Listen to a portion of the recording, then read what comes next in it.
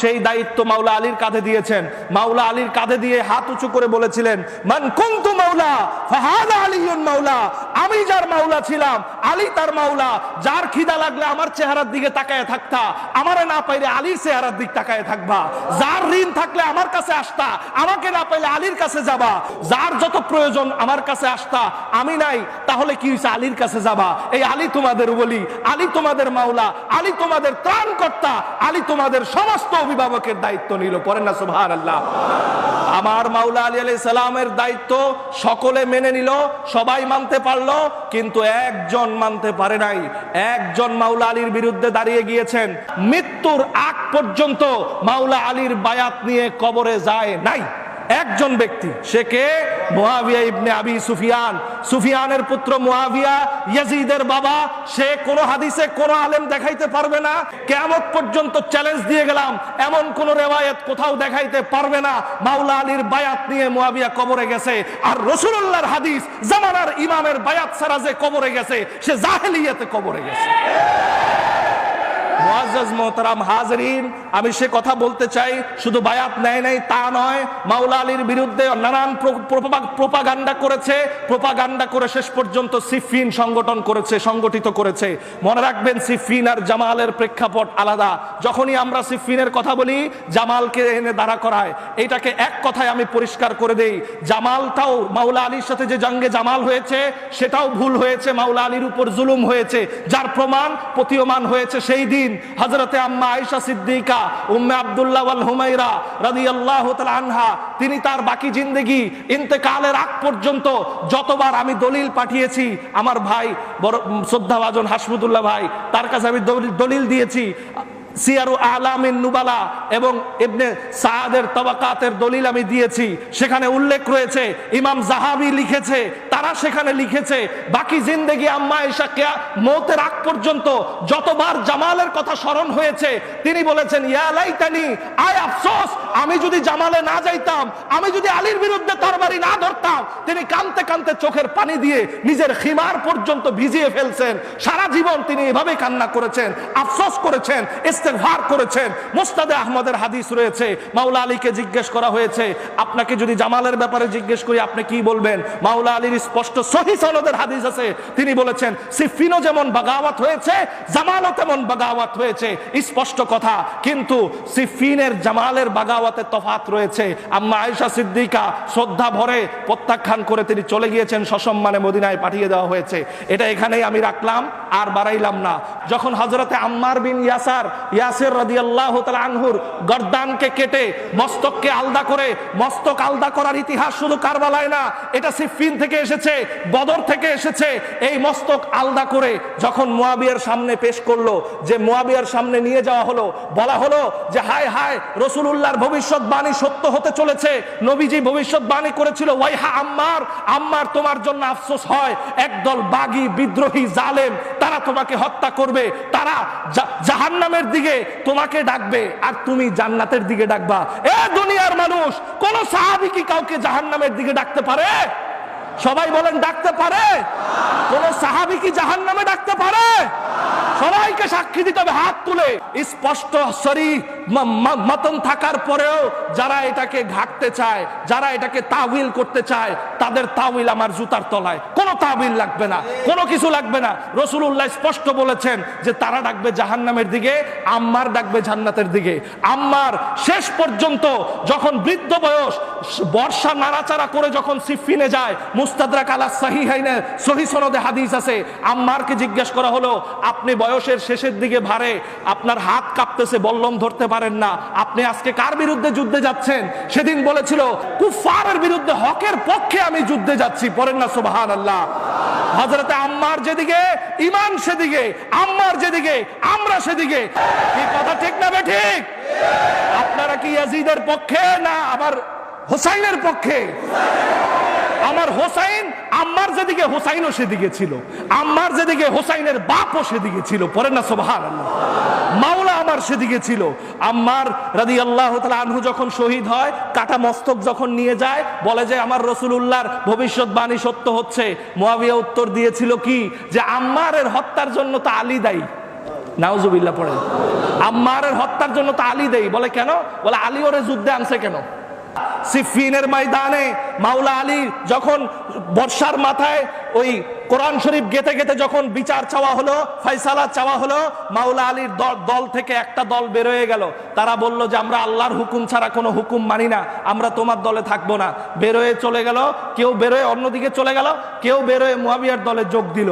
যখন এই কথা বলল তখন আমার মাওলা আলী আলাইহিস সালাম বলল, খবরদার, দল কম হয়েছে তাতে কি হয়েছে, সংখ্যা কম হয়েছে তাতে কি হয়েছে, ওইদিকে দেখতেছো যেই কোরআন ওইটা নির্বাক কোরআন, আমি আলী সবাক কোরআন, আমি কোরআন নাতিকা, আমি হুকুম দিলাম যুদ্ধ চালায় যাও।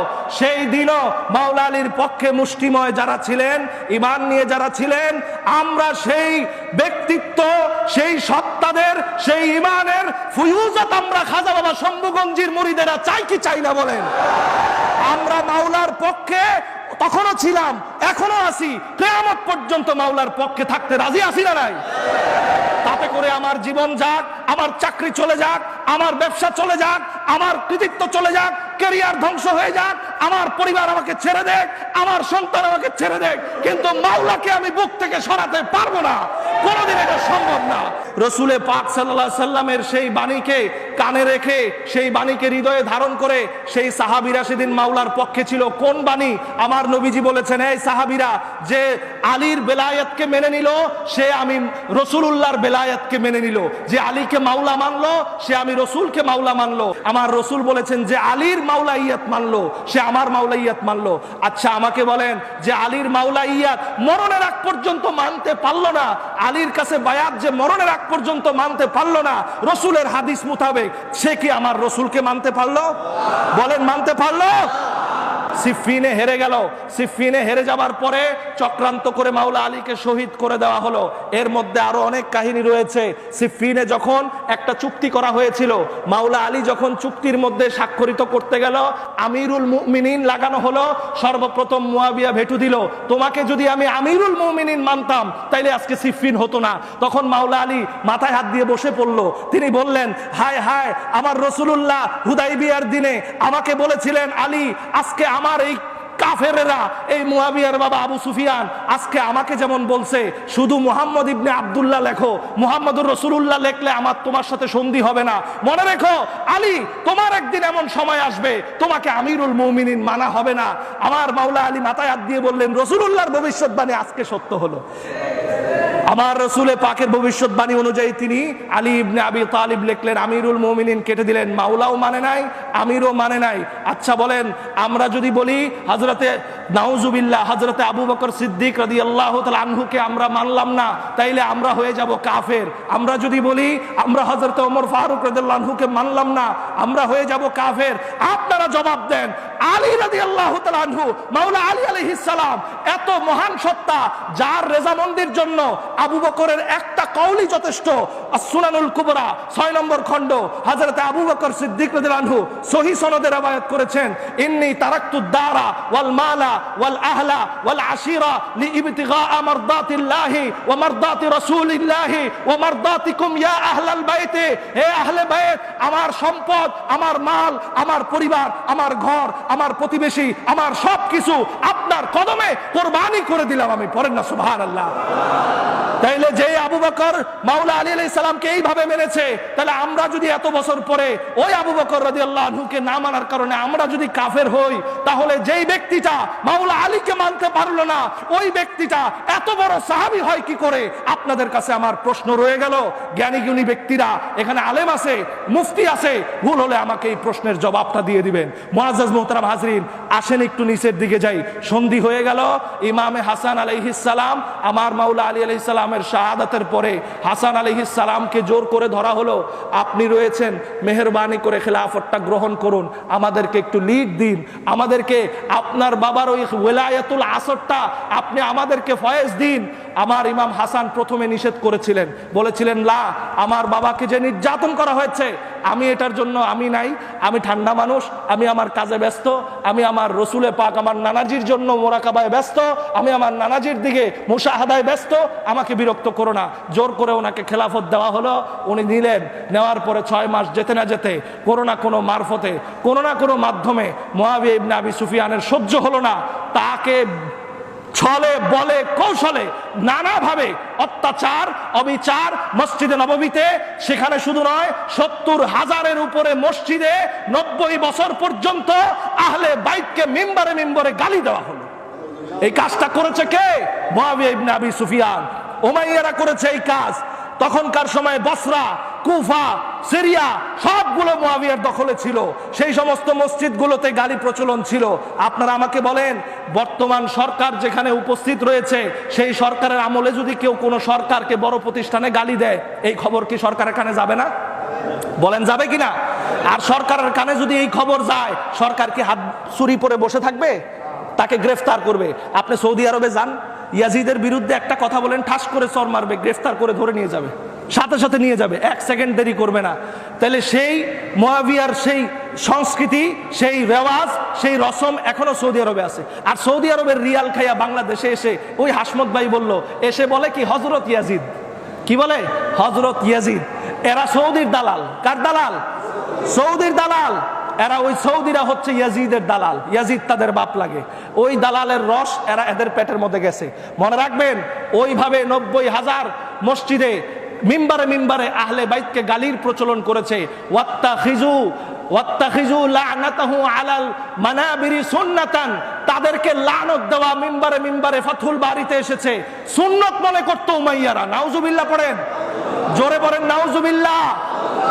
আহলে বাইতকে কি গালি দেওয়া সুন্নত? জোরে বলেন নাউজুবিল্লাহ। বরঞ্চ আহলে বাইতকে যারা মানে না তাদেরকে গালি দেওয়া সুন্নত। কথা ঠিক না ঠিক? তাদেরকে গালি দিতে হবে, তাদেরকে ঝাঁটা মারতে হবে, তাদেরকে মিম্বার থেকে তাড়াই দিতে হবে। কি কথা ঠিক না ঠিক? আহলে বাইত আমার ঈমান, আহলে বাইত আমার জান, আহলে বাইত আমার অভিভাবক। একটু নিচের দিকে চলে আসে, সিফফিনে যে হাইরা গেছে, সিফফিনে যে জিততে পারলো না, মুআবিয়ার একটা রাগ আছে না নাই? বলেন আছে না নাই?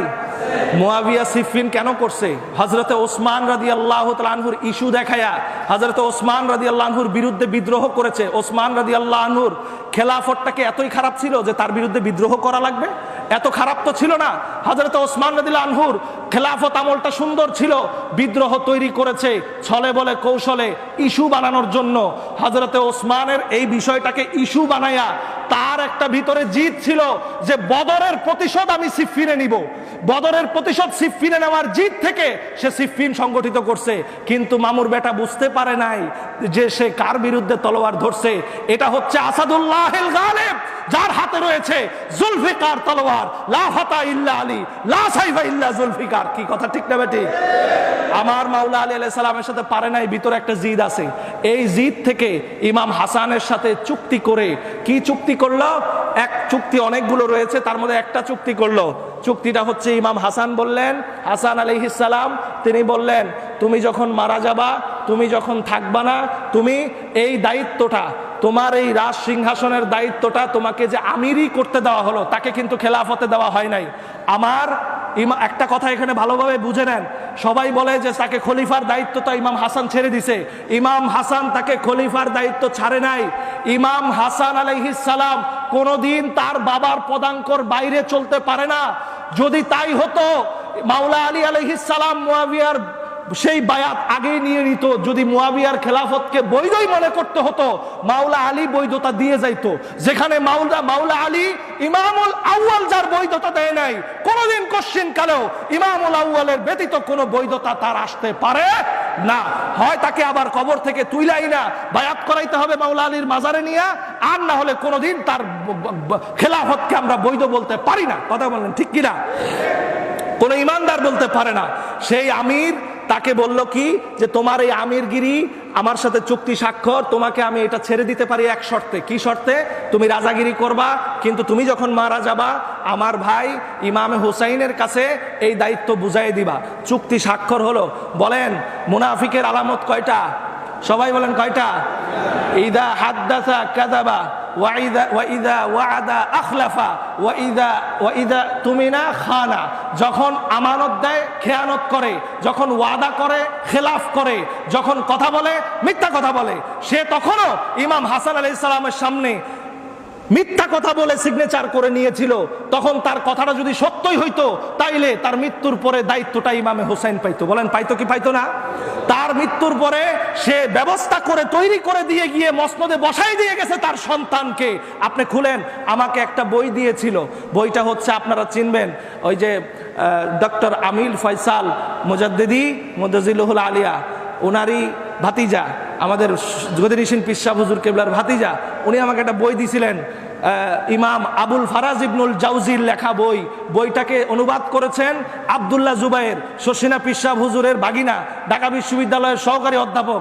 বইটার সম্পাদনা করেছেন ভিসি, সাবেক ভিসি ইসলামী আরবি বিশ্ববিদ্যালয়ের ডক্টর আব্দুর রশিদ সাহেব। তিনি সেই বইয়ের মধ্যে লিখেছেন, সব থেকে বড় কথা আমার আপনার খাজা বাবা শম্ভুগঞ্জি, আজকে বইয়ের মধ্যে আমি দেখলাম, বইয়ের মধ্যে তিনি লিখে গেছেন, কি লিখে গেছেন, যে ইমামে হাসান আলাইহিস সালামকে যখন শহীদ করা হলো, তার শাহাদাতের পরে তাকে শহীদ করলো কে? মারওয়ান বিন হাকাম।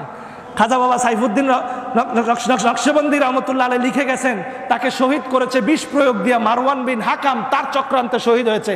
এই মারওয়ান বিন হাকাম কে ছিল? মারওয়ান বিন আবু জেহেল, আবু জেহেলের পোলা ছিল মারওয়ান।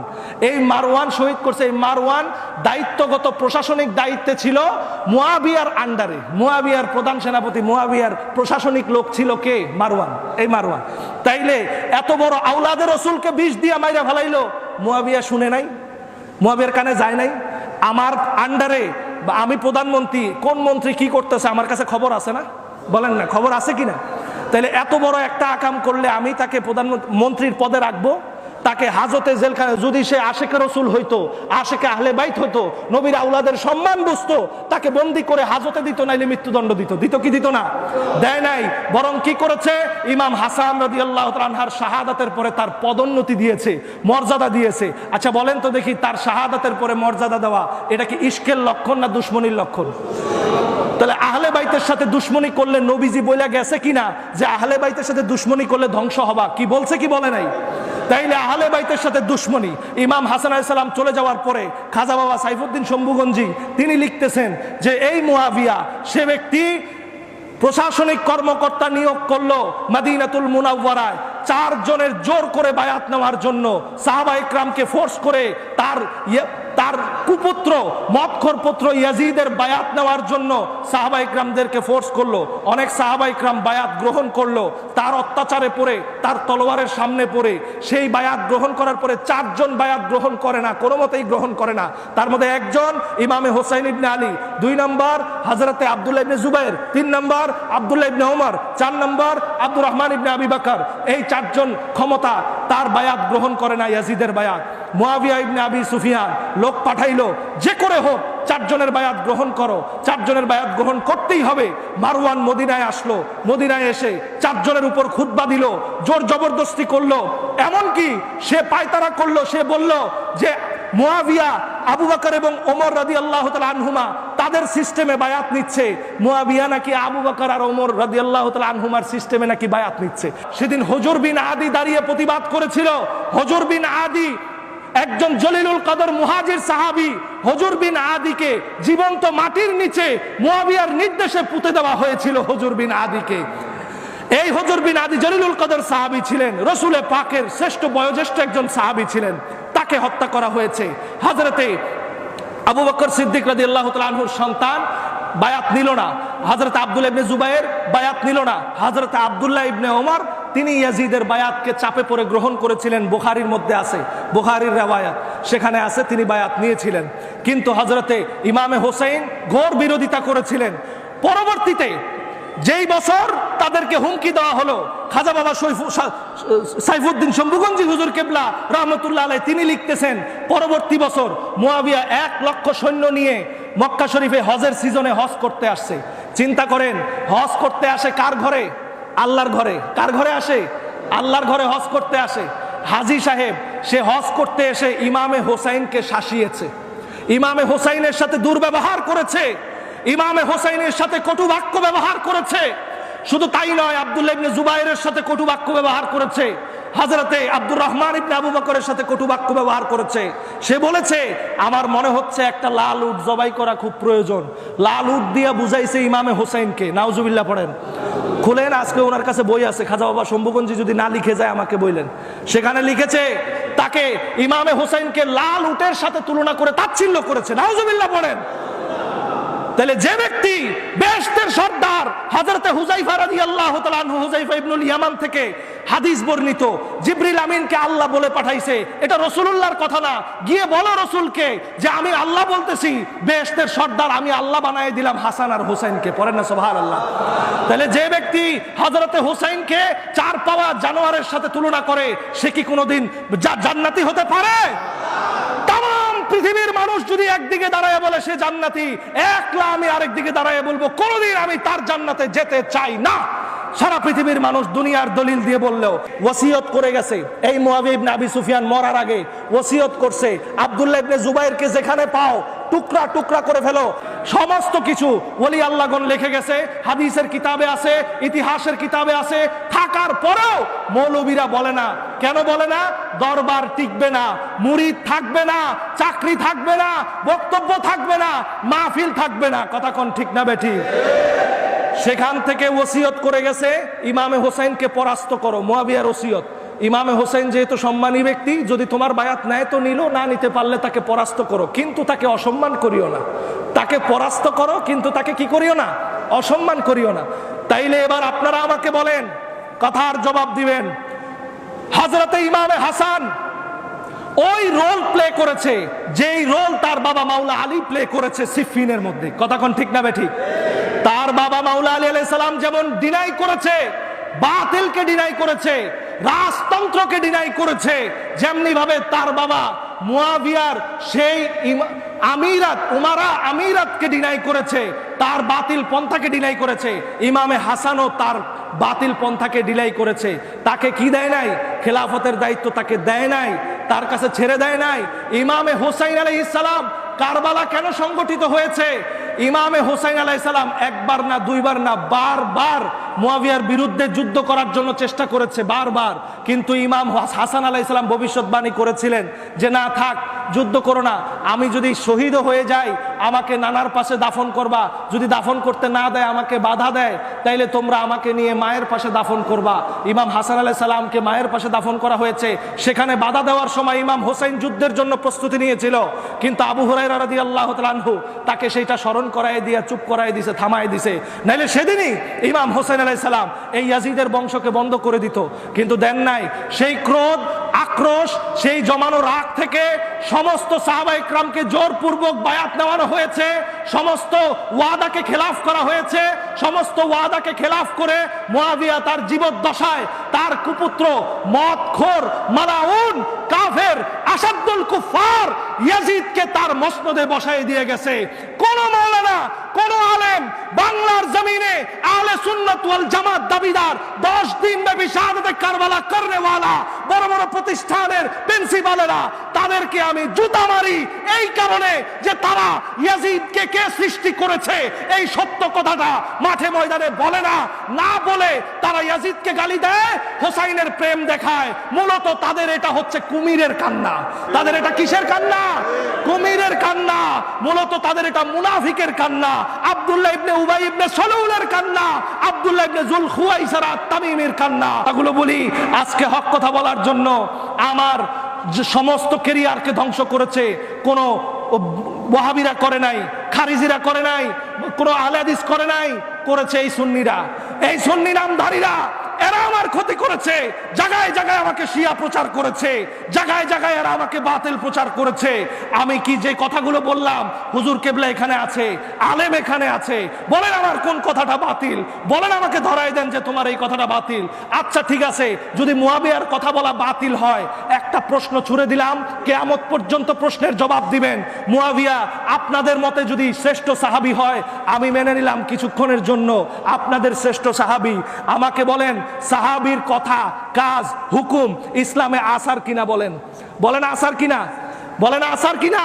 তাহলে যদি সাহাবীর কথা, হুকুম, নির্দেশ যদি দলিল হয়, আপনাদের মতে মুয়াবিয়া যদি শ্রেষ্ঠ সাহাবী হয়, আল্লাহর ওয়াস্তে ইয়াজিদকে গালি দিয়েন না।